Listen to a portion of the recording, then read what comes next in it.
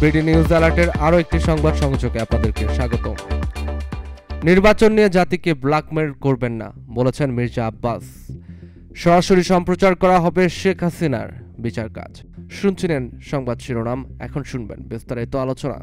নির্বাচন নিয়ে জাতিকে ব্ল্যাকমেল করবেন না মির্জা আব্বাস। নির্বাচন নিয়ে বিরুদ্ধে বলার অধিকার সবার যেমন আছে, তেমনি নির্বাচনের পক্ষে বলারও অধিকার আছে। তবে নির্বাচন নিয়ে জাতিকে ব্ল্যাকমেল করবেন না, এটা ঠিক হবে না।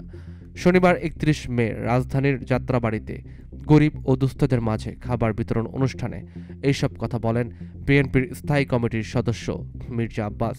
বিএনপির স্থায়ী কমিটির এই সদস্য বলেন, নির্বাচন নিয়ে জাতিকে ব্ল্যাকমেল করবেন না।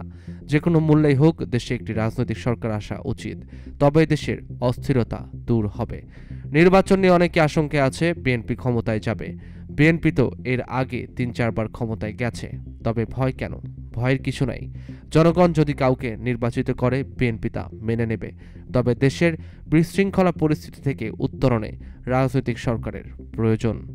সরাসরি সম্প্রচার করা হবে ফ্যাসিস্ট হাসিনার বিচার কার্যক্রম। জুলাই গণহত্যায় আন্তর্জাতিক অপরাধ ট্রাইব্যুনাল থেকে শেখ হাসিনার বিচার কার্যক্রম সরাসরি সম্প্রচারের সিদ্ধান্ত নেওয়া হয়েছে।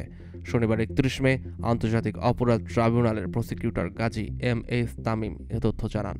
তিনি জানান, আগামীকাল রবিবার ১ জুন সকাল ৯:৩০টায় কোর্ট প্রসিডিংস বাংলাদেশ টেলিভিশন বিটিভির মাধ্যমে ট্রাইব্যুনালের অনুমতি সাপেক্ষে সরাসরি সম্প্রচার করা হবে।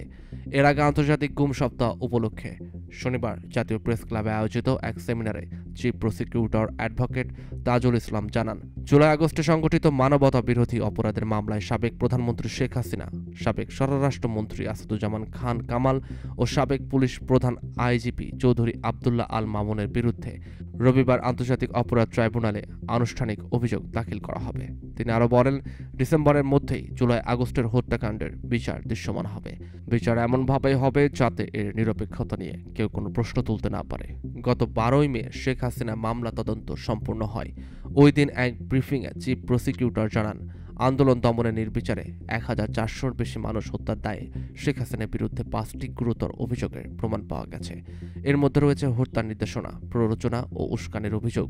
এই ধরনের অভিযোগ উঠেছে স্বরাষ্ট্রমন্ত্রী আসাদুজ্জামান খান কামাল ও সাবেক পুলিশ মহাপরিদর্শক আইজিপি চৌধুরী আবদুল্লাহ আল মামুনের বিরুদ্ধেও।